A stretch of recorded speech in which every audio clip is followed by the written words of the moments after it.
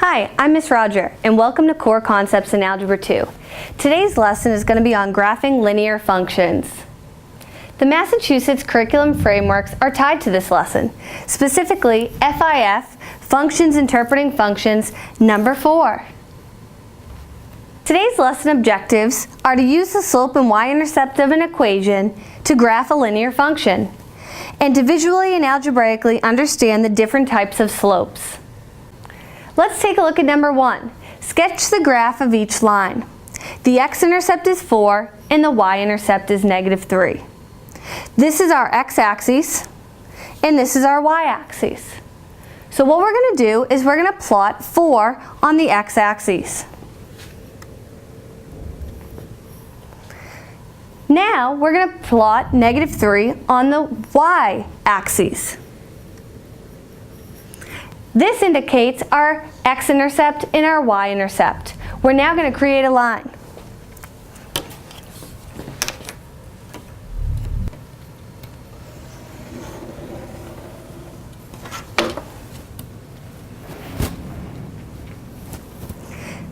This is the graph where we have an x-intercept of 4 and a y-intercept of -3. Let's take a look at number 2. Sketch the graph of y equals -1/3 x plus 4. Let's think about what we know.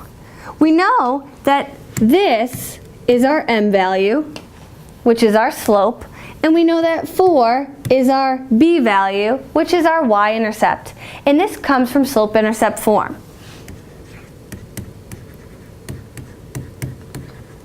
Which is y equals mx plus b. So let's take this one step at a time. Let's plot the y-intercept. Our y-intercept is 4. So we plot this point first on the y-axis. Now we use our slope to build additional points on the line. Our slope is -1/3. When we think about slope, we want to think about rise and run.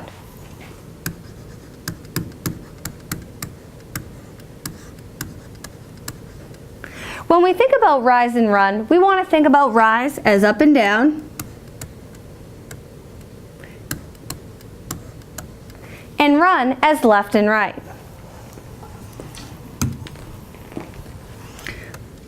When we go up, it's positive. When we go down, it's negative. To the right, it's positive, and to the left, it's negative.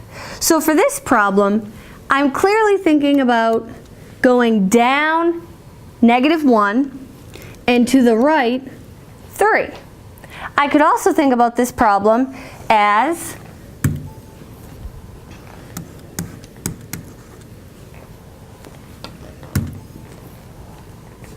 (1/3), which would indicate I go up 1 and to the left -3.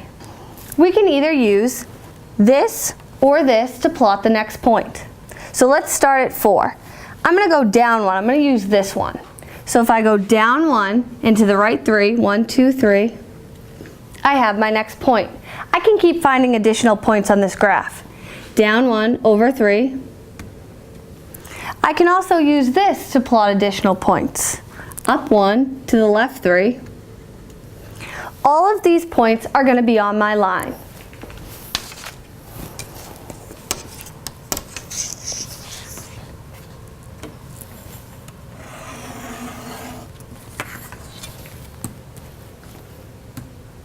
Make sure when you draw lines you have arrows to indicate that the line is going on forever in both directions. Let's sketch the graph of number 3. Y equals x minus 3. So what do we know? We know what our slope and what our y-intercept are. Our slope is 1, which is technically in front of the x. 1 times x is just x. So this is our m value. And we know that -3 is our b value, or our y-intercept.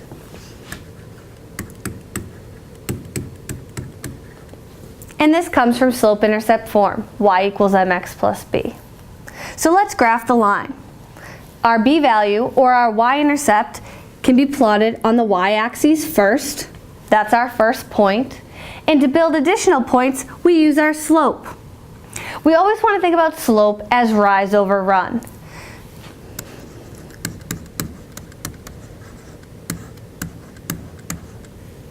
So here we have a slope of 1. Technically, our rise over run is 1 over 1. So from this point, we're going to go up 1 over 1, up 1 over 1, and keep building additional points. Again, I can think about this as going up in the positive direction and to the right in the positive direction. If I wanted to, I could think about this as -1 over -1, which becomes +1.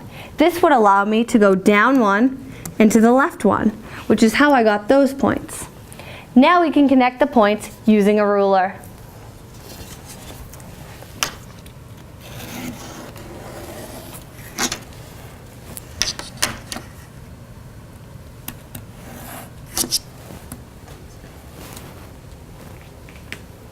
This is the graph of y equals x minus 3. Let's take a look at problem number 4. Let's sketch the graph of y equals 1. This looks a little bit different from the previous problems we've already sketched. Why is that? Well, slope-intercept form is y equals mx plus b. What's our m and what's our b? If you notice, this problem doesn't have an x, which means technically we have a slope of 0. To write this more simply, we just write y equals x. So our slope is 0 and our y-intercept is 1. What's that going to mean for our sketch? If we have a slope of 0, we have a horizontal line. So our y-intercept is 1.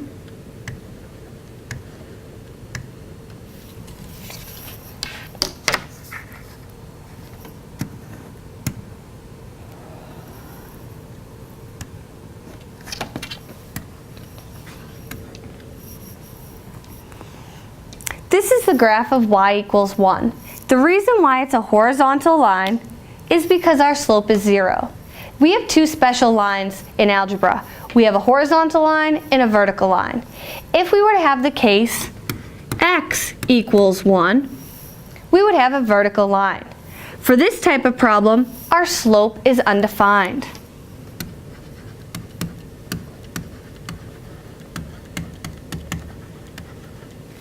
The way that we would graph x equals 1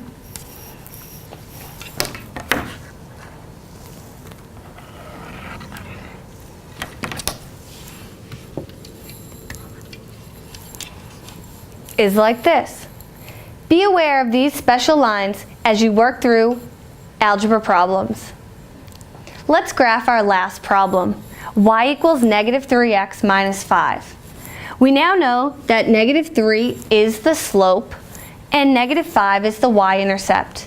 The first point that we're going to plot is our y-intercept of -5. We're going to build additional points using the slope. Remember, our slope is always rise over run, which is -3 over 1. We're going to go down 3, and we're going to go to the right 1.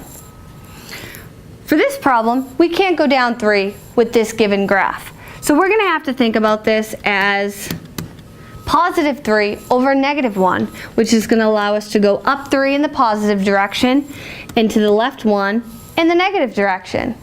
So let's go up 3. 1, 2, 3, and to the left 1. It's always a good idea to get additional points on the graph. This way, your line will be as accurate as possible. Your last and final step is always to use a ruler to connect the points.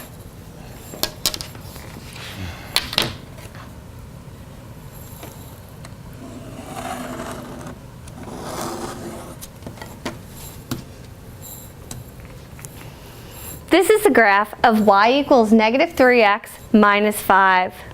What is the benefit of graphing linear functions? How does the visual representation help connect the function's equations to its graph? Think about these essential questions tonight, and we'll discuss them in class tomorrow. After watching today's videos on how to graph in slope-intercept form, try these. Problems 1 through 6 sketch the graph of each line. There's various slopes, positive and negative, and there's also different types of lines. So be aware of this when graphing and make sure to use graph paper. Thanks for joining me. See you next time.